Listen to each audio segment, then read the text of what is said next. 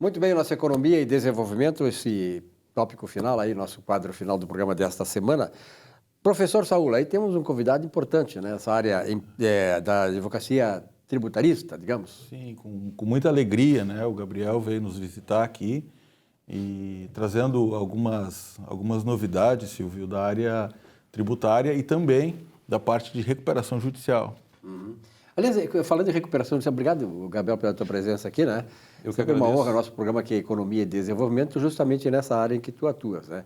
Falando, professor, sobre recuperação judicial, como é que está esse processo todo? Temos a pandemia e tal, e isso aí agudizou esse problema, Gabriel? Sim.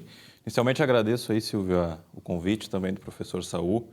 Falando especificamente desse problema da recuperação judicial, a recuperação judicial é um mecanismo que está sendo muito utilizado pelas empresas, principalmente nesse cenário de pandemia. Em 2008, naquela crise conhecida como a crise dos subprimes, as empresas se utilizaram desse mecanismo chamado recuperação judicial, que é, na verdade, um concurso de credores que executam uma empresa. E em função das possibilidades que a recuperação judicial oferece, esse mecanismo vem sendo muito utilizado. Então, sempre que há uma onda de crises, em 2008, com aquela crise dos subprimes, que afetou o mercado econômico dos Estados Unidos, refletiu no mundo inteiro. Né? Exato. Muitas empresas do Brasil se socorreram desse mecanismo. Algumas conseguiram se soerguer, outras não conseguiram, né? E essa pandemia causada pelo novo coronavírus também fez com que as empresas se socorressem desse mecanismo. Um mecanismo muito bom, né, do ponto de vista econômico e que pode gerar aí soerguimento das empresas. Especificamente aqui no Sul, o número de recuperações judiciais vem crescendo bastante, né, em função dessa crise econômico-financeira, e a tendência é que 2021 e 2022 essa onda aumente ainda mais. Eu chamo a atenção assim, Silvio, que essas recuperações judiciais para empresas que são utilizadas por empresas maiores, imagina como não fica a situação, então, das médias empresas e das pequenas empresas, que muitas vezes são monodependentes dessas organizações, né? Então, essa crise é muito maior do que a gente pode imaginar com relação à nossa economia brasileira. E o que realmente vem corroborando e vem provando aquela tese que a gente fala desde o início, né, dessa pandemia, que nós não deveríamos ter feito esse lockdown tão radical. Hoje a pandemia continua e as pessoas estão trabalhando e as coisas estão funcionando, logicamente, em novos formatos, com toda a proteção e tudo mais. Então, as palavras do nosso convidado, o Gabriel, corrobora exatamente com essa ideia dessa crise brasileira, que se avizinha 2021 muito desafiador para nós. Com certeza, né? Como é que tu, do ponto de vista assim, de um advogado dessa área tributária, que trabalha com essa recuperação das empresas, e aqui no Brasil realmente esse é um processo, acho que é um processo que podemos chamar de mercado para recuperar as empresas, né? Ele tem tido um certo sucesso. Mas nós vamos passar no 2021, vamos ter desemprego, né? A baixa poupança que nós temos no país ainda, aí, sobretudo a questão da dívida pública, que aumentou de maneira extraordinária.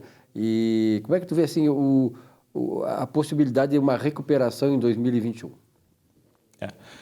Eu vejo que esses movimentos que estão sendo iniciados aí por algumas empresas, né, que atravessam esse cenário de crise, a tendência falando especificamente de recuperação judicial, a tendência é que o Poder Judiciário seja complacente com essas empresas. Por quê, Silvio? Porque o espírito da Lei 11.101, é a manutenção da fonte produtora, que é a empresa, né? A empresa sustenta empregados, paga o fisco, fornecedores, o Estado. Então, o Estado é o grande beneficiário desse mecanismo. O Judiciário. Exatamente. Então, eu vejo sim que existe uma possibilidade partindo, a gente está falando de recuperação judicial, né? Então entrando nesse tema, existe sim uma complacência do Poder Judiciário para essas empresas em recuperação judicial. Justamente porque o espírito da lei é manter os empregos, não deixar os trabalhadores sem uma fonte de renda para eles e também para as famílias.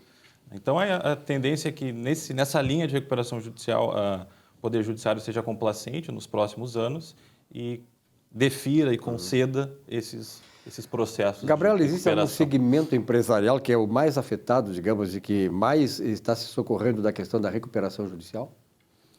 Sim, principalmente varejo, né? Pequenas e médias empresas do varejo que tiveram, como o Saul colocou, esse lockdown antecipado, né? E a gente sabe que, em função desse lockdown, essas empresas do varejo não conseguiram abrir as portas. Ficaram muito tempo com as portas fechadas, então isso eventualmente afetou o caixa dessas empresas. Principalmente essas empresas, né, de varejo estão sendo muito afetadas em função do caixa. E aí, Saul? O turismo também, né? Aviação também, toda essa parte. A aviação foi poderosamente Aviação afetada, também. né? Exatamente, toda essa parte que ainda não se restabeleceu, né? A parte da educação também, muito, né? Ou seja, foi uma situação que daí começou a gerar as questões de escala. Por outro lado, houve também uma drástica modificação na forma de fazer negócios e empresas, então, que isso a gente tem falado muito, né? Empresas que conseguiram entender e se reinventar, começar a trabalhar mais remotamente, começar a trazer inovações no mercado, tecnologia, começaram a ter melhores resultados. Mas, assim, as questões das recuperações judiciais, elas são uma realidade, têm aumentado drasticamente e nós vamos ter que passar por isso para poder continuar, né, desenvolvendo as nossas empresas e o nosso país. Com certeza. Aliás, o ano que vem vai um ano de grandes desafios. Gabriel, qual é o recado que tu dá assim, para finalizar a entrevista para o empresário que está nessa situação, que está com dificuldade em relação a essa recuperação?